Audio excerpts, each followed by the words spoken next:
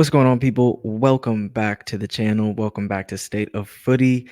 We're coming at you with a little match reaction today after Manchester United's win in the FA Cup at Newport.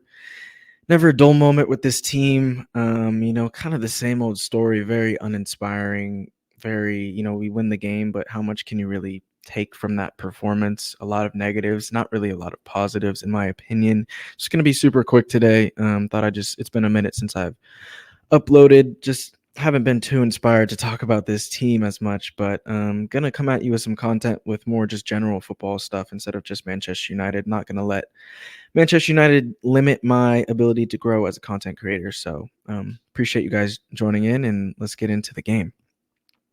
So as Manchester United won 4-2, as I said, a lot more negatives than positives. We go up 2-0 in the first 15 minutes. I think Kobe Mainu gets a goal, which is great for him and his confidence.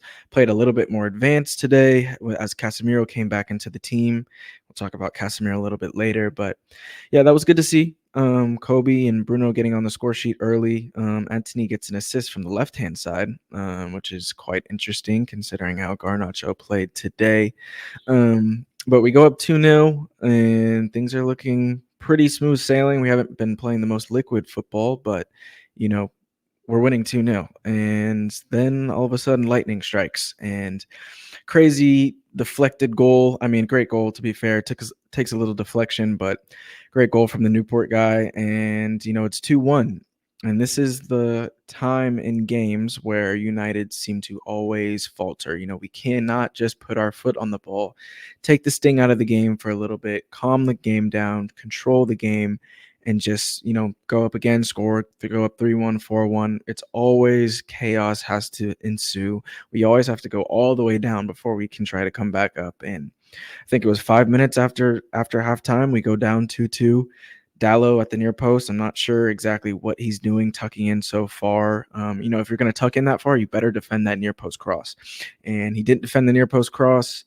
Guy gets on the end of it. Varane a little bit shaky as well. And all of a sudden it's 2-2. We're tied with the League Two opposition, and we're facing elimination for the FA Cup or having to replay the game, which is almost even worse, and even more embarrassing, having to replay the game at Old Trafford to beat a League Two opposition. And so it was very frustrating getting to some of the individual performances. I guess the wing pairing, just to start off with, Garnacho and Anthony. These guys, it might be the worst wing pairing in all of football. I'll be real. Garnacho on the left is a completely different player than Garnacho on the right.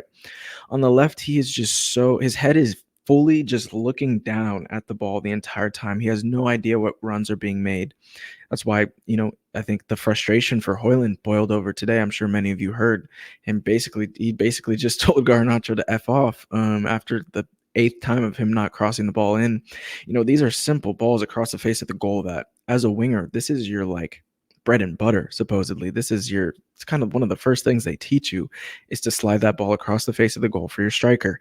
And Højlund was making that run time after time after time after time, and he just simply was not getting service.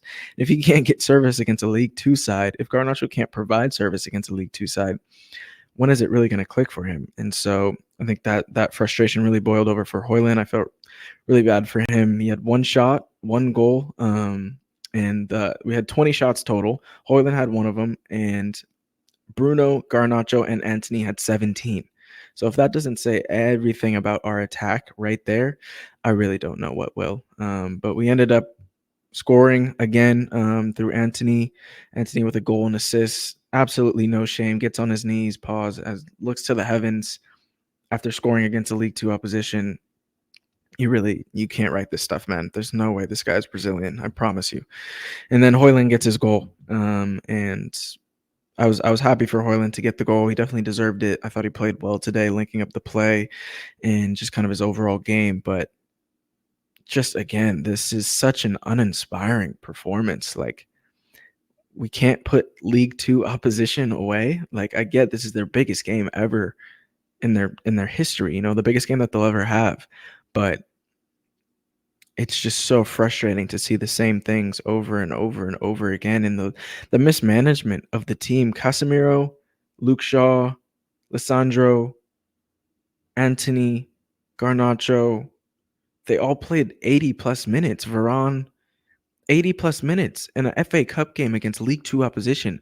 Amad Diallo doesn't get a sniff. Forson and I can't remember who else came on. Came on for the last 5 minutes. This is supposed to be the stage of the competition where you're getting these young players out there. You're getting Ahmad out there. Ahmad had that really nice cameo against Nottingham Forest, and we haven't seen him since. I know he was ill or whatnot, but he's on the squad today. It seemed to be no issue with him. So why can he not get a run? He's 100 times the player that Anthony is. I know he got a goal and assist today, but come on. What are we doing? I don't see any sort of promise going forward under this manager. And yeah, it's not looking good. We're going away to Molyneux against Wolves on Friday or Thursday. And yeah, I'm not confident. There's no guarantees with this United team right now. It's poor. It's just really poor, not good enough. I think we gave up to 1 xG today, 7 shots on target to Newport. Imagine what Mateus Cunha and Pedro Neto is back and a real Premier League opposition is going to do to us. It's not looking good, I promise you. But yeah, as I said, just wanted to come on here and vent a little bit, I guess, give my thoughts on the game.